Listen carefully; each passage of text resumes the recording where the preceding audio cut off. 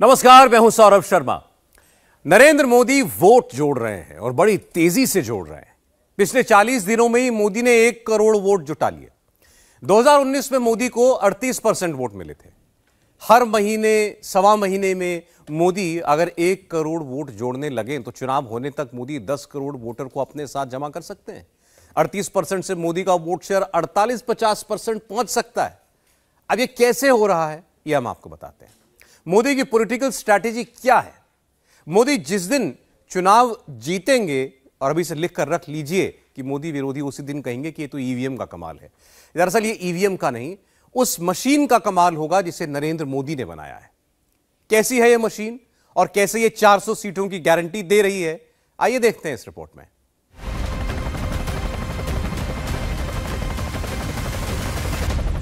मोदी मोदी भारत माता की मोदी मोदी।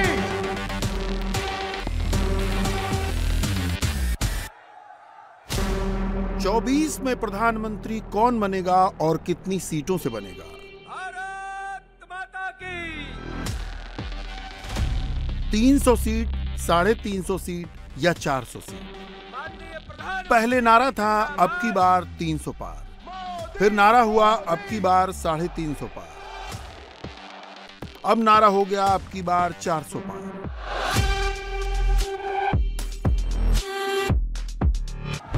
लेकिन लोग कह रहे हैं 400 पार बिल्कुल नहीं आसान। 400 सीटों की चुनौती है, मोदी उसी को आसान बनाने में लगे हैं। 2014 से 2024 तक का ट्रैकर लगाकर देखने पर पता चलता है कि देश में असल में हो क्या रहा है।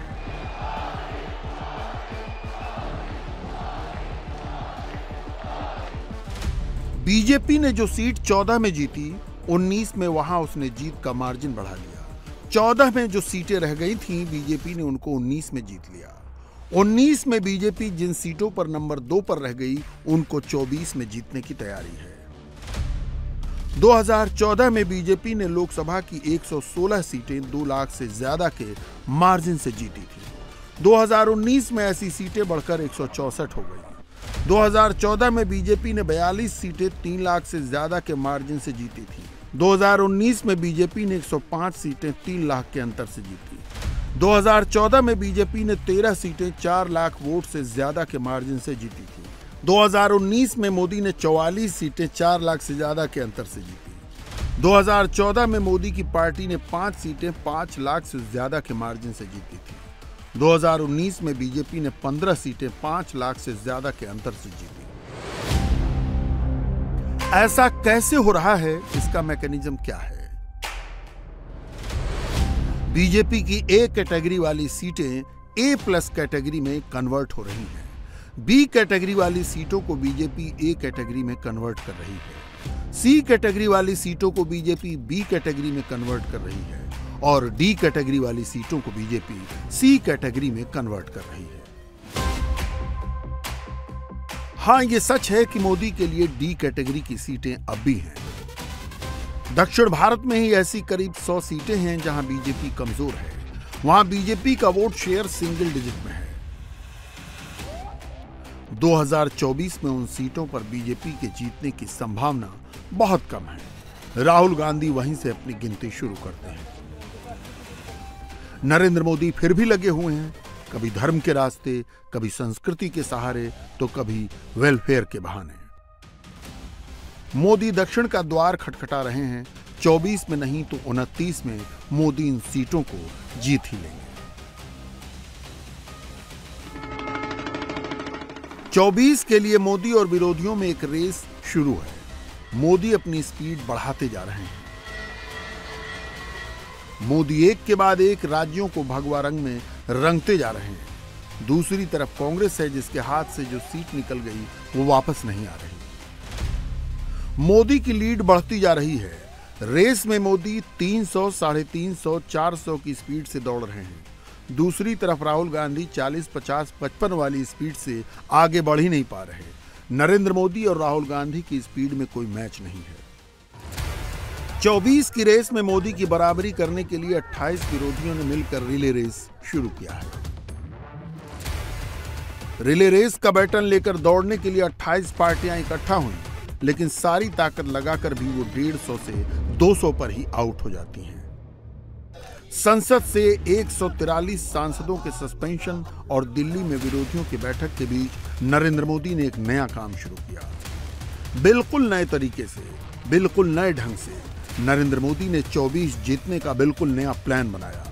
प्रधानमंत्री ने सर्वे शुरू कर दिया है। जनमन सर्वे का रिजल्ट सीधे नमो ऐप पर आ जा रहा है, जिससे तय होगा कि 24 के चुनाव में बीजेपी के किस सांसद का टिकट बचेगा और किसका कटेगा, और जहां टिकट कटेगा वहां किसे मिलेगा।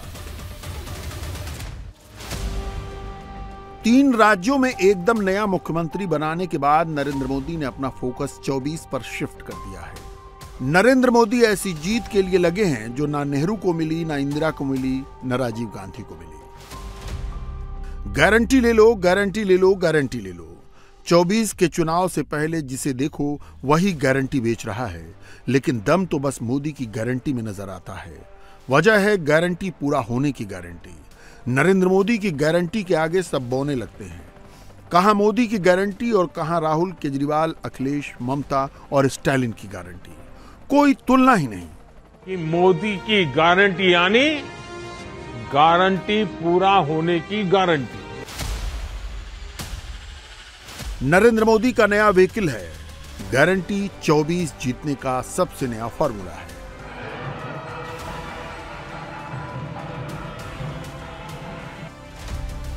चौदह में चाय वाला, 19 में चौकीदार और 24 में गारंटी। क्या मोदी ने 24 का कीवर्ड ढूंढ लिया है?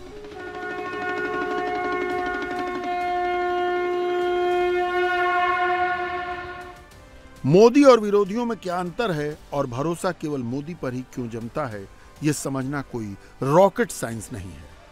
हम आपके सामने उपस्थित हैं सर, और आपके सामने 2 बातें बोल रहे हैं सर, ये हमारे लिए बहुत बड़ी गर्व की बात है। अरे सब महिलाएं तालियां बजाएगी।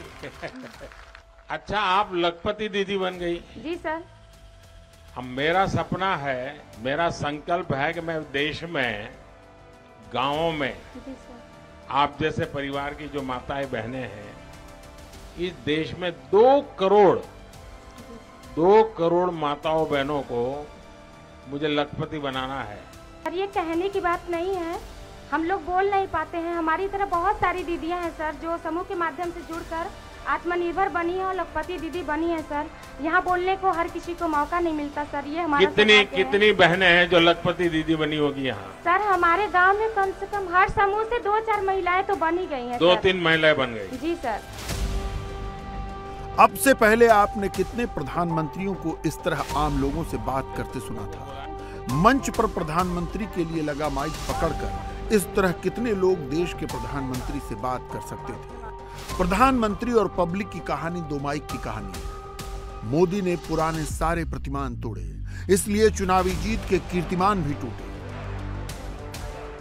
पहले गरीब सरकार के पास सुविधाओं के लिए चक्कर लगाता था। अब मोदी ने कह दिया है कि सरकार खुद चलकर गरीबों के पास जाएगी, और इसलिए मोदी की गारंटी वाली गाड़ी एकदम सुपरहिट हो गई है। सपने नहीं हकीकत बुनते हैं, तभी तो सब मोदी को चुनते हैं। मोदी ने यह स्लोगन उत्तर भारत के 3 बड़े राज्य जीतने के बाद रिलीज किया था। हालांकि इसके बारे में बहुत पहले ही सोच लिया गया था, जब सारे सर्वे, सारे ओपिनियन पोल, सारे एग्जिट पोल नरेंद्र मोदी की हार की भविष्यवाणी कर रहे थे। तब मोदी 24 के चुनाव की जमीन समतल कर रहे थे। इस हैट्रिक ने 24 की हैट्रिक की गारंटी दे दी है। ये चुनाव नतीजे कांग्रेस और उसके घमंडिया गठबंधन के लिए भी बहुत बड़ा सबक है। सबक यह है कि सिर्फ कुछ परिवारवादियों के मंच पर एक साथ आ जाने से फोटो कितनी अच्छी निकल जाए, देश का भरोसा नहीं जीता जाता। मोदी पावर के पीछे मैंडेट है, प्रधानमंत्री के कॉन्फिडेंस के पीछे नंबर है। मोदी वहां भी जीत रहे हैं जहां बीजेपी पहले कभी नहीं जीती। 3 राज्यों की विजय तो झांकी है, 24 अभी बाकी है। राजस्थान, मध्य प्रदेश और छत्तीसगढ़ के चुनाव में बीजेपी 332 विधानसभा क्षेत्रों में जीती, जबकि 2018 के चुनाव में बीजेपी ने यहां की सिर्फ 197 विधानसभा क्षेत्रों में लीड ली थी। मोदी के विरोधी हार के बाद भी इन आंकड़ों को पलट कर दिखाते हैं। वो कहते हैं कि 2014 में बीजेपी ने इन 3 राज्यों की 444 विधानसभा क्षेत्रों में लीड ली थी। 2019 के चुनाव में बीजेपी को 450 सीटों पर लीड मिली थी, मगर 23 में बीजेपी को 332 विधानसभा क्षेत्रों में ही लीड मिली। क्या इनका यह मतलब है कि मोदी बढ़ नहीं रहे बल्कि रुक गए हैं? क्या मोदी अपना पीक पीछे छोड़ चुके हैं? इन आंकड़ों का एक्चुअल मीनिंग यह है कि अभी मुख्यमंत्री वाले चुनाव हुए हैं जिसमें बीजेपी 197 से बढ़कर 332 हुई है। 24 में जब प्रधानमंत्री का चुनाव होगा तब मोदी और बड़ी विजय हासिल करेंगे। 19 के लोकसभा चुनाव में बीजेपी जिन सीटों पर लड़ी वहां के वोट शेयर को देखें तो मोदी को 15 राज्यों में कॉन्टेस्टेड सीटों पर 50% से अधिक वोट मिले थे। 4 राज्यों की कॉन्टेस्टेड सीटों पर बीजेपी को 40 से 50% वोट मिले थे। मोदी की कंसिस्टेंसी को देखकर लगता है कि 40% वोट शेयर 50% में कन्वर्ट होगा और 50% वाला वोट शेयर 60% में बदलेगा। मोदी के बारे में विरोधी भी कहते हैं कि वो द ग्रेट कम्युनिकेटर है। आइए एक बार दोनों हाथ उठाकर फिर से बोला, नमः पार्वती पते हर हर महादेव। प्रधानमंत्री शानदार बोलते हैं। नरेंद्र मोदी अपनी बात गांव-गांव तक पहुंचा देते हैं। यह भी सच है कि मोदी के पास सबसे बड़ा एम्पलीफायर है। मोदी के पास अपनी बात पहुंचाने का नेटवर्क है। सरकारी चैनल अपनी जगह है, मोदी ने अपना एक पैरेलल नेटवर्क खड़ा किया है। ट्विटर पर मोदी को 9 करोड़ 39 लाख लोग फॉलो करते हैं। इंस्टाग्राम पर मोदी को 8 करोड़ 25 लाख लोग फॉलो करते हैं। फेसबुक पर मोदी को 4 करोड़ 80 लाख लोग फॉलो करते हैं। यूट्यूब पर मोदी के चैनल को 1 करोड़ 98 लाख लोगों ने सब्सक्राइब किया है। मोदी जब भी कोई बात जनता तक पहुंचाना चाहते हैं तो पल भर में पहुंचा देते हैं। मेरा ये चैनल सब्सक्राइब करें और मेरे हर अपडेट आपको मिले, इसके लिए बेल आइकन जरूर दबाइएगा। बीजेपी से रंजिश रखने वाली पार्टियां अक्सर बीजेपी को व्हाट्सएप पार्टी और व्हाट्सएप यूनिवर्सिटी कहकर मजाक उड़ाती हैं। मोदी ने उस व्हाट्सएप को भी अपनी ताकत बना लिया। इंस्टेंट चैटिंग और मैसेजिंग के लिए हिंदुस्तान में 48 करोड़ 90 लाख लोग व्हाट्सएप यूज करते हैं। 2019 के चुनाव से पहले मोदी ने बीजेपी कार्यकर्ताओं को व्हाट्सएप ग्रुप से जुड़ने को कहा था ताकि देश और समाज में क्या चल रहा है इसका पता चल सके। 2024 से पहले मोदी ने अपना व्हाट्सएप चैनल तैयार कर दिया। मुझे मक्खन पर लकीर करने में मजा नहीं आता है, मैं पत्थर पर लकीर करता हूं।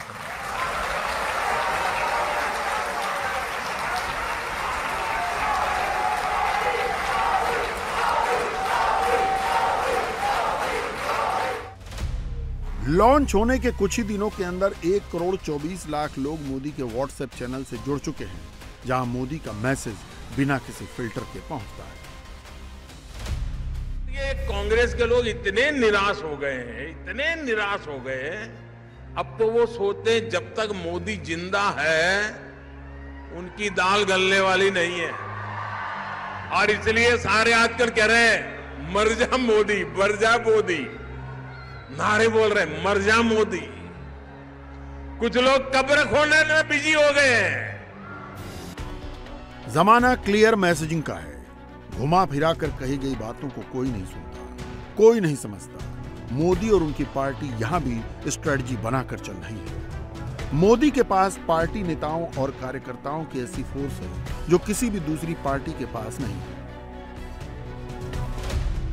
बीजेपी के वॉर रूम में नरेंद्र मोदी की गाइडेंस में जो मैसेज क्रिएट होता है उसे योगी आदित्यनाथ, जेपी नड्डा, अमित शाह और राजनाथ सिंह जैसे बड़े बड़े नेता एम्पलीफाई करते हैं। स्टेट लेवल पर वही मैसेज मुख्यमंत्री और मंत्री मल्टीप्लाई करते हैं, फिर बीजेपी के कार्यकर्ता घर घर तक उसकी डिलीवरी कर देते हैं। सोशल मीडिया से भी मोदी के मैसेज को फोर्स दिया जाता है, नतीजा एक के बाद एक जीत मिलती चली जाती है। कई लोग आपको बताते मिल जाएंगे कि नरेंद्र मोदी किस्मत के धनी हैं। मोदी से पहले भारत में जितने भी प्रधानमंत्री हुए उनसे तुलना करके वो बताते हैं कि मोदी को सबसे कमजोर विपक्ष मिला है। पिछले 9.5 साल से लोकसभा में मोदी के सामने विपक्ष का कोई नेता तक नहीं।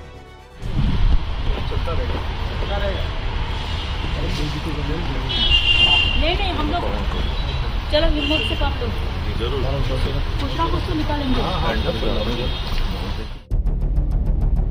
आंकड़े तस्दीक करते हैं कि कांग्रेस के नेता राहुल गांधी मोदी की कमजोरी नहीं बल्कि उनकी ताकत है। 2019 में 190 सीटों पर नरेंद्र मोदी और राहुल गांधी की सीधी टक्कर हुई। उन 190 सीटों में से बीजेपी ने 175 सीटें जीती थी, कांग्रेस को केवल 15 सीटें मिली थी। इस तरह डायरेक्ट फाइट वाली 190 सीटों पर मोदी का स्ट्राइक रेट था 92% और राहुल का स्ट्राइक रेट सिर्फ 8%। इन 190 सीटों पर बीजेपी का वोट शेयर था 56% और कांग्रेस का वोट शेयर था सिर्फ 35%।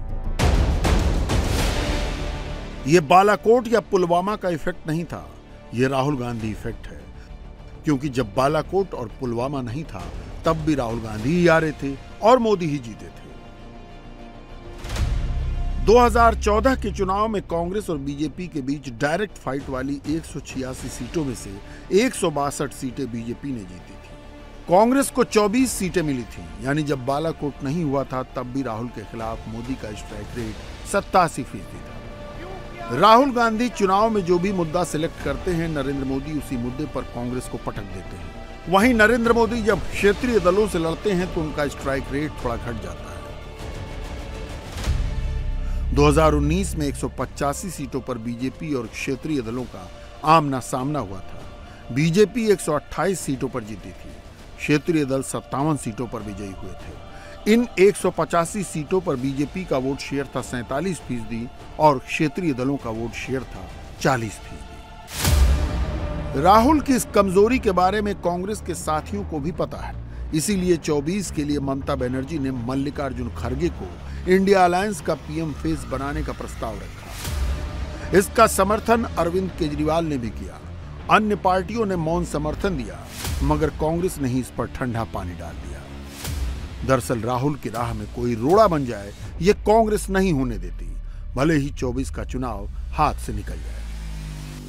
हमने पहले सभी लोग जीत के आना है, जीत के लिए क्या करना उसके बारे में हम सोचे। कौन प्राइम मिनिस्टर बनना ये बाद में की बात है। एमपीज अगर नहीं है तो प्राइम मिनिस्टर की बात करके क्या फायदा है।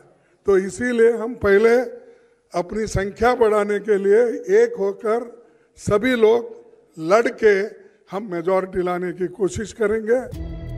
आजाद भारत का 76 साल का इतिहास है। समूचे विपक्ष ने मिलकर अब तक 2 ही प्रधानमंत्रियों के खिलाफ मोर्चा बनाया है। 1977 में इंदिरा गांधी के खिलाफ संयुक्त विपक्ष खड़ा हुआ था और 2023 में नरेंद्र मोदी के खिलाफ इंडिया अलायंस तैयार किया गया। ढीला ढाला, खुद अपने बोझ का मारा, एक गठबंधन मोदी के खिलाफ खड़ा तो है। देश देख रहा है, देश देख रहा है, एक अकेला कितनों को भारी पड़ रहा है, एक अकेला कितनों को भारी पड़ रहा है। चुनाव होता है, आखिरी वोट गिन लिए जाने तक एक सस्पेंस बना रहता है, लेकिन 24 को लेकर कोई सस्पेंस ही नहीं बन रहा। नरेंद्र मोदी से लड़ रही पार्टियों के नेता भी पर्सनल बातचीत में मानते हैं कि मोदी ही जीत रहे हैं, 24 में मोदी ही आ रहे हैं। एक बार ये मन में ये बीज बो रहे ना, आज 25 साल में तो ऐसा वटवृक्ष बनेगा, 2047 में 2047 में विकसित भारत बन जाएगा और बच्चों को फल मिलना शुरू हो जाएगा। ये वटवृक्ष की छाया आप ही के बच्चों को मिलने वाली है और इसलिए विकसित भारत बनाने के लिए हर नागरिक का मिजाज बनना चाहिए, मन बनना चाहिए, संकल्प बनना चाहिए। और अगर मन बन जाता है तो मंजिल दूर नहीं होती है।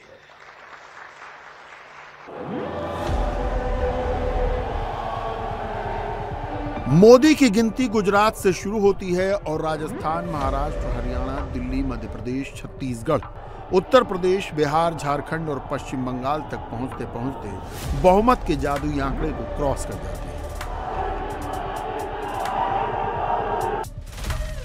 गुजरात 100%, राजस्थान 100%, महाराष्ट्र 48%, हरियाणा 100%, दिल्ली 100%, मध्य प्रदेश 97%, छत्तीसगढ़ 82%, उत्तर प्रदेश 80%, बिहार 57%, झारखंड 86%, पश्चिम बंगाल 43%।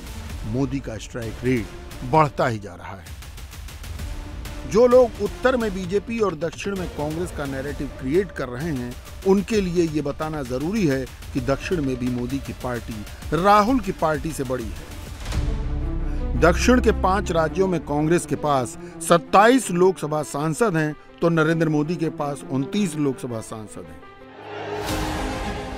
दक्षिण से मिलने वाली सीटें मोदी के लिए बोनस हैं। 2024 में बीजेपी इस बोनस को और बड़ा करेगी, इसकी गारंटी नरेंद्र मोदी दे रहे हैं। मेरे परिवारजनों, काशी तमिल संगमम ऐसा ही अविरल प्रवाह है जो एक भारत श्रेष्ठ भारत इस भावना को लगातार मजबूत कर रहा है।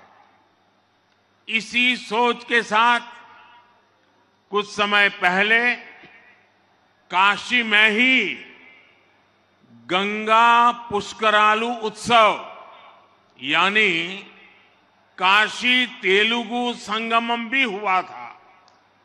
गुजरात में हमने सौराष्ट्र तमिल संगमम का भी सफल आयोजन किया था। एक भारत श्रेष्ठ भारत के लिए हमारे राजभवनों ने भी बहुत अच्छी पहल की है। मोदी नए प्रयोग करने से नहीं डरते। मोदी और दक्षिण के वोटर के बीच लैंग्वेज बैरियर है। मोदी ने वो बैरियर खत्म करने के लिए एआई वाला ट्रांसलेशन टूल निकाल दिया और काशी से तमिलनाडु के लिए लाइव भाषण में उसका टेस्ट भी कर लिया। आज यहां आर्टिफिशियल इंटेलिजेंस के माध्यम से टेक्नोलॉजी का नया प्रयोग भी हुआ है।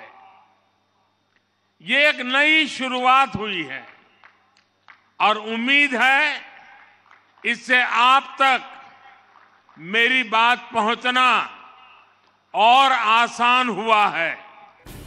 जिस तरह पत्थर पत्थर जोड़कर राम मंदिर बन रहा है, उसी तरह एक एक फैक्टर जोड़कर मोदी की जीत की नींव तैयार होती है।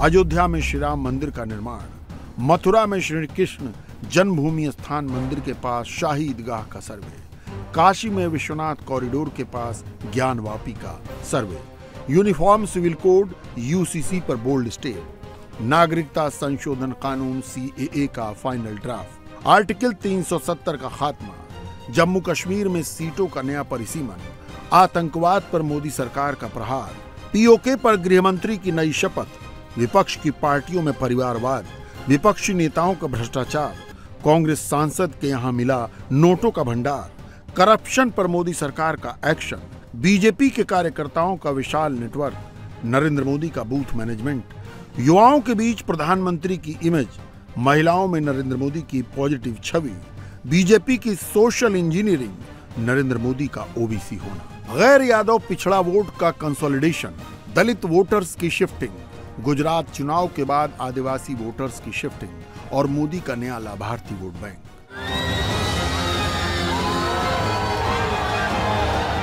चौबीस में मोदी जीतेंगे तो किसी एक वजह से नहीं जीतेंगे।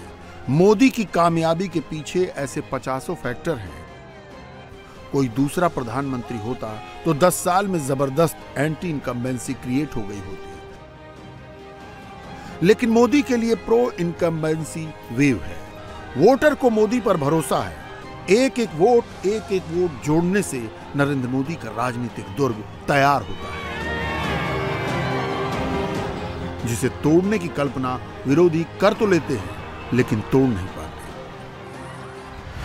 हम सब ऑपोजिशन के नेता, ऑपोजिशन के कार्यकर्ता एक साथ खड़े हैं। सारे अपोजिशन के नेता एक हो गए हैं। अब जब सब लोग एक होते हैं तब अकेला मोदी कुछ नहीं कर सकता। मोदी जी को इतना घमंड आया है, इलेक्शन से पहले ही कहते हैं कि 400 सीट जीतेंगे।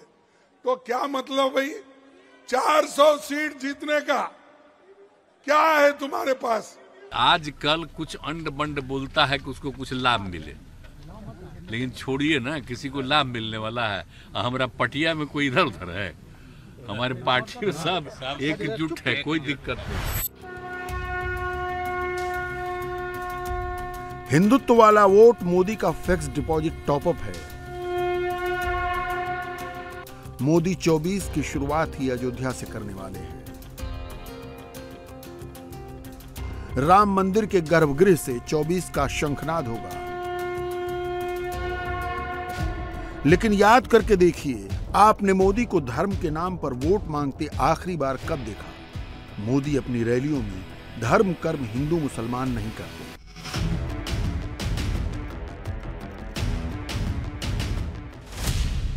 प्रधानमंत्री की जनसभाओं के भाषण को डिकोड करें तो वहां घर मकान, नौकरी, रोजगार, बिजनेस लोन, इनोवेशन, विकसित भारत, मोदी की गारंटी, 2047, संकल्प, पंचप्रण, हर घर नल, हर गांव बिजली, सीमा तक सड़क, मुफ्त इलाज, मुफ्त दवाई, फ्री राशन, हर घर शौचालय, महिला के नाम रजिस्ट्री और लखपति दीदी बनाने की बातें होती हैं। 24 के चुनाव में 100 दिन भी नहीं बचे हैं। मोदी के विरोधी नेता अभी गठबंधन की शक्ल सूरत ही तय कर रहे हैं। कुछ दूसरे नेता एकला चलो रे का मन बना चुके हैं। सीट शेयरिंग के लिए कांग्रेस को अल्टीमेटम भी मिलने लगा है। दूसरी तरफ मोदी न भूतो न भविष्यति कैंपेन का ब्लूप्रिंट रेडी करके बैठे हैं। बीजेपी के इलेक्शन वॉर रूम में 543 सीटों का एनालिसिस हो चुका है। एक एक बूथ का डेटा रेडी है। 24 के चुनाव का मॉडल 2022 के गुजरात चुनाव वाला मॉडल होगा। एंटी मोदी मोर्चा के नेता हर चुनाव के बाद ईवीएम पर हार का ठीकरा फोड़ते हैं। हम आपको बता रहे हैं कि नरेंद्र मोदी चुनाव कैसे लड़ते हैं। इलेक्शन कमीशन चुनाव कराने के लिए बूथ बनाता है। एक एक बूथ पर 1000 से 1200 वोटर लिस्टेड होते हैं। वोटर लिस्ट के एक एक पेज पर 30 वोटर का नाम होता है। इस तरह एक बूथ पर वोटर लिस्ट के 33 से 40 पेज होते हैं। 2019 में मोदी ने हर पेज के लिए पन्ना प्रमुख बनाया था। 2022 के गुजरात चुनाव में हर पेज के लिए 5 पेज कमेटी मेंबर बनाए गए। बीजेपी 50% वोट शेयर का टारगेट रखकर काम कर रही है। हर पेज कमेटी मेंबर को 3 वोट की जिम्मेदारी दी गई। गुजरात का यही बूथ मैनेजमेंट पूरे देश में अप्लाई होगा। मोदी को मिलने वाली बम्पर जीत विरोधियों के लिए अजूबा होती है, मोदी की पार्टी के लिए पूरी तरह साइंस है।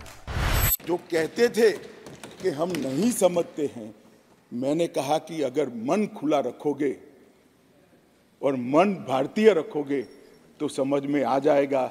मन अगर इटली का है तो कभी समझ में नहीं आएगा।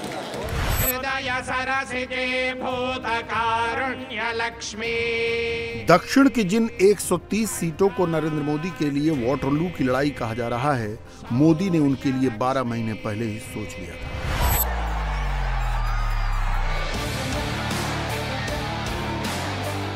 पांच राज्यों की एक एक सीट को चिन्हित करके वहां के लिए मंत्रियों और सांसदों की टोली लगा दी। 24 में उसका असर वोट शेयर में दिखेगा। 29 से वो नंबर में दिखने लगेगा।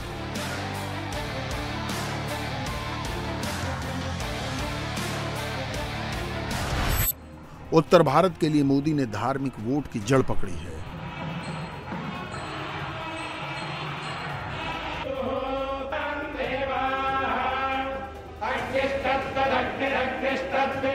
राहुल उसी पेड़ की डालियां पकड़कर लटक रहे हैं।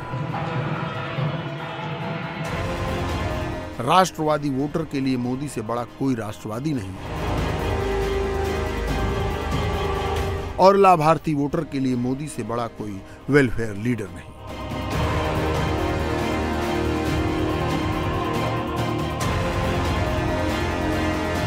अकेले उत्तर प्रदेश में 2,61,00,000 किसानों के खाते में 60,000 करोड़ रुपए से अधिक की राशि पहुंच चुकी है और बिना भेदभाव के पहुंच रही है।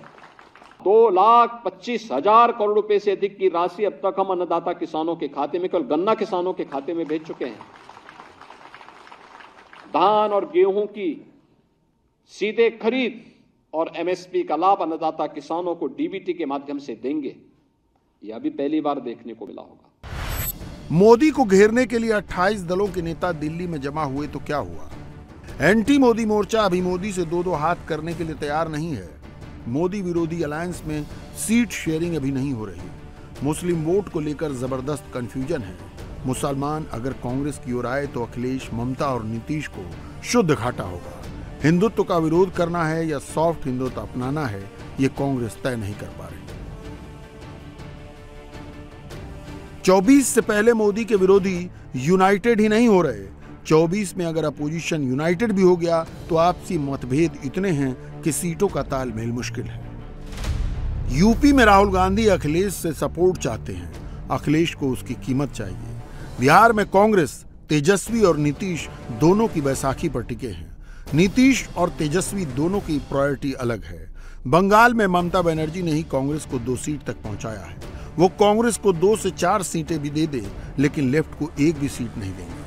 आम आदमी पार्टी के अरविंद केजरीवाल का अपना नेशनल एम्बिशन है। केजरीवाल पंजाब में अकेले लड़ने का ऐलान कर चुके हैं। केजरीवाल दिल्ली में गठबंधन के लिए राजी हो सकते हैं क्योंकि उनको पता है कि दिल्ली में 7 की 7 सीटों पर बीजेपी की पोजीशन स्ट्रांग है। महाराष्ट्र के लिए इंडिया अलायंस का बहुत ज्यादा मतलब नहीं क्योंकि वहां महाविकास अघाड़ी पहले से मौजूद है। तमिलनाडु में भी इंडिया अलायंस से पहले डीएमके की अगुवाई में एक सेकुलर प्रोग्रेसिव अलायंस बना हुआ है। जम्मू कश्मीर में गुपकार अलायंस वाली पार्टियां एनसी और पीडीपी में ही सीटों के लिए तकरार है। वहां कांग्रेस के लिए गुंजाइश बहुत कम है। मोदी सेमीफाइनल में हैट्रिक लगाकर फाइनल में पहुंच रहे हैं। फाइनल में भी उनको हैट्रिक लगाना है। इलेक्शन के नंबर नरेंद्र मोदी के फेवर में है। मोदी की पार्टी का बूथ नेटवर्क नए नए इलाकों तक मजबूत हो रहा है। मोदी अगर 50% वोट का टारगेट अचीव कर लेते हैं तो उनके तमाम विरोधी चाहे एकजुट हो जाएं तो भी 24 का रिजल्ट नहीं बदलेगा।